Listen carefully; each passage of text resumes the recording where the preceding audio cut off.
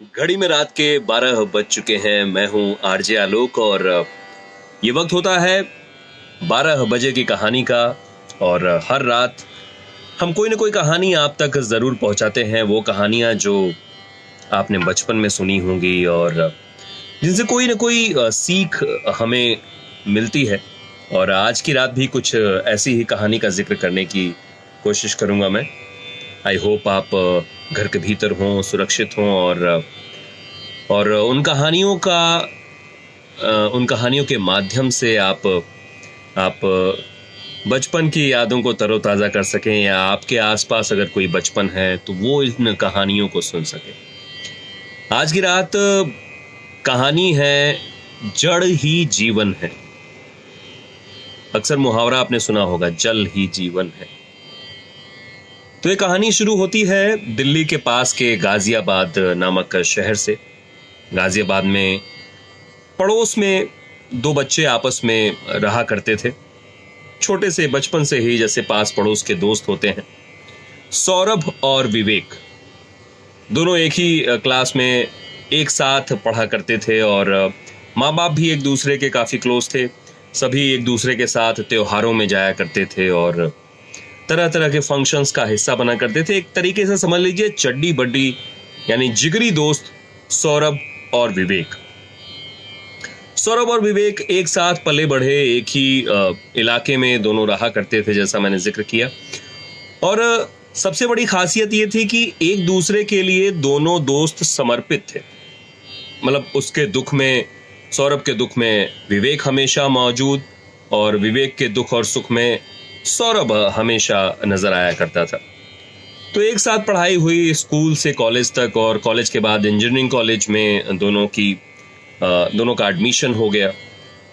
तो दोनों दोस्त एक साथ पढ़ाई लिखाई करते हुए आगे बढ़ रहे थे। और जब इंजीनियरिंग खत्म हुई, बीटेक खत्म हुआ, तो उसके बाद ये हुआ कि भाई अब नौकरी की शुरुआत करनी है। और उसके बाद दोनों बच्चे जो अब बड़े हो गए हैं उनकी शादियां भी होने वाली थी। हम उम्र थे, तो सौरभ की शादी होती, विवेक की शादी होती।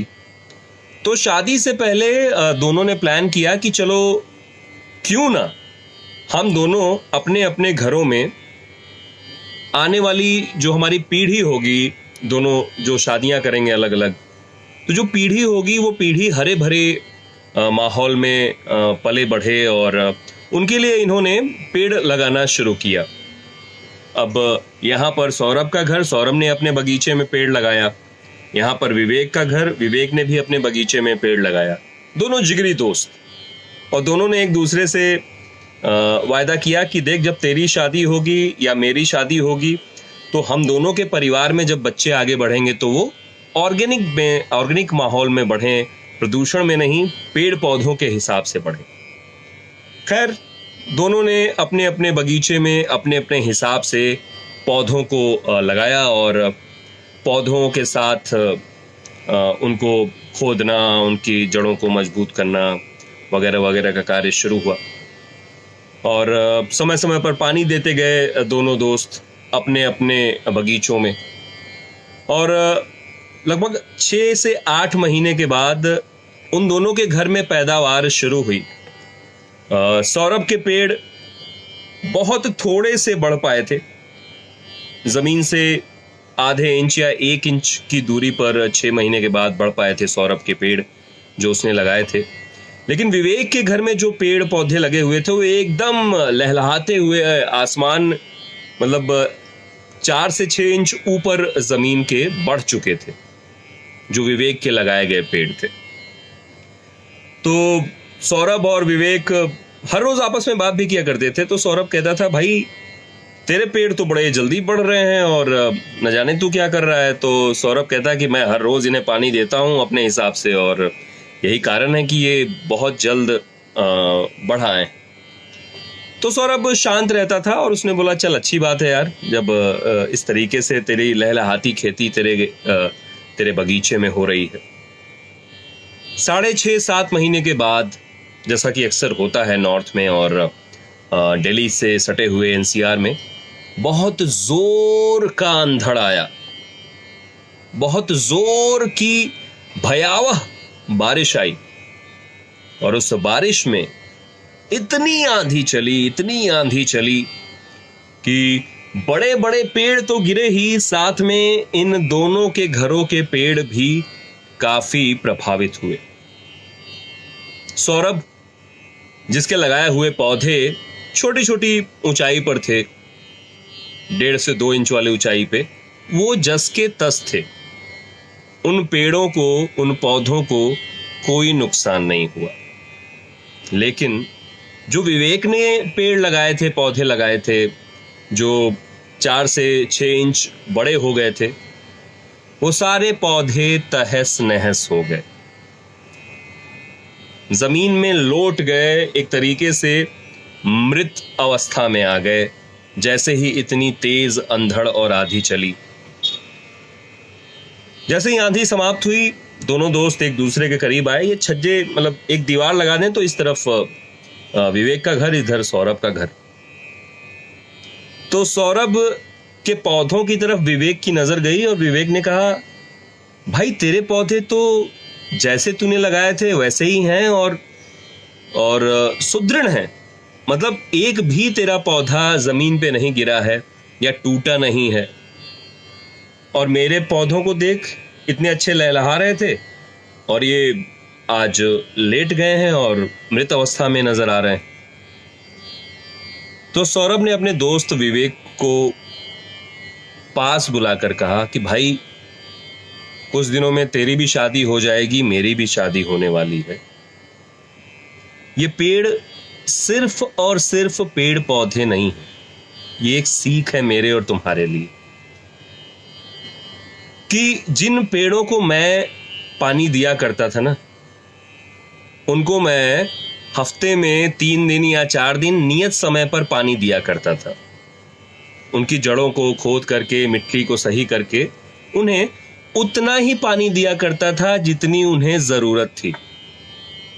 बट तूने बाहर एक पाइप छोड़ रखा था तो, और हर दिन उनके ऊपर, सारे तेरे पौधों के ऊपर पानी ही पानी हुआ करता था, जिसकी वजह से वो जल्दी तो बड़े हुए, लेकिन जब अंधड़ आया, तूफान आया, तो उनकी जो जड़ें थीं, जड़ें इतनी कमजोर थीं कि वो सारे पेड़ जमीन की तरफ गिर गए। और यही कारण है कि तेरे पौधों की जड़ें मजबूत नहीं थी।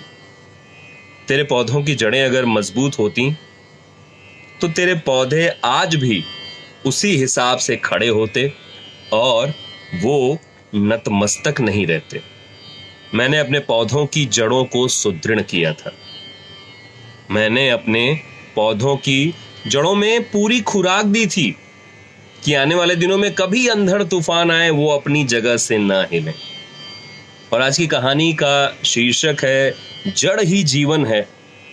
तो यदि आप माता पिता हैं या आपके घर में होने वाले बच्चे बड़े हो रहे हैं, तो बच्चों को उतना ही औधा दें, उतनी ही चीजें दें, जिससे कि वो धीरे धीरे अपने पैरों पर खड़े हों, अपनी जड़ों को मजबूत कर दें। अगर आप उन्हें सब कुछ एक समय पर देते जाओगे तो उन्हें आपकी आदत हो जाएगी और फिर आप सोचोगे कि यार, शायद, काश बचपन में मैं इन्हें सुदृढ़ कर दिया होता तो आज ये स्थिति ना आती। तो आज की कहानी सुनाने का मेरा सिर्फ एक मकसद था कि जो आपके आसपास पौधे बड़े हो रहे हैं, जो आपके बच्चे बड़े हो रहे हैं, छोटे बच्चे अभी नन्हे कदम जो पनपने शुरू हुए हैं, उनकी जड़ों को मजबूत कीजिएगा। ऐसा ना हो कि वो जो मांगे वो आप सारी इच्छाओं की पूर्ति करते जाएं और एक वक्त पर ऐसा अंधड़ तूफान आए कि उन्हें कुछ न सूझे और फिर आपको कोफ्त हो कि काश मैं जड़ों को मजबूत किया होता। बच्चों की जड़ों को मजबूत करें। खुशहाल जीवन के लिए वो ताउम्र खुद की और पूरे परिवार की हिफाजत करेंगे। सो आज की कहानी बच्चों के ऊपर, और आज की कहानी वही लघु कथाएं जो दादा दादी, नाना नानी, मामा मामी, बड़े पापा, बड़ी मम्मी सुनाया करते थे।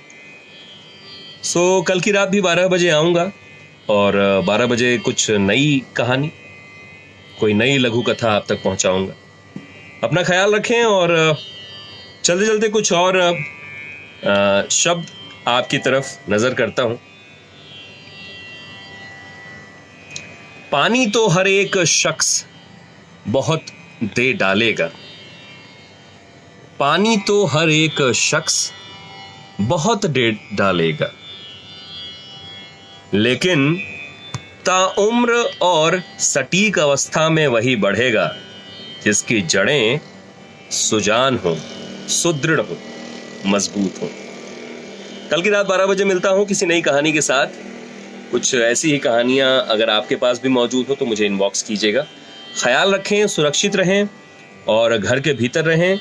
जड़ों को, अपनी जड़ों को मजबूत रखें ताकि आपके पैर, आपके बच्चों के पैर अंगद जैसे हों, जिन्हें कोई भी अंधड़ कभी भी हिला ना सके।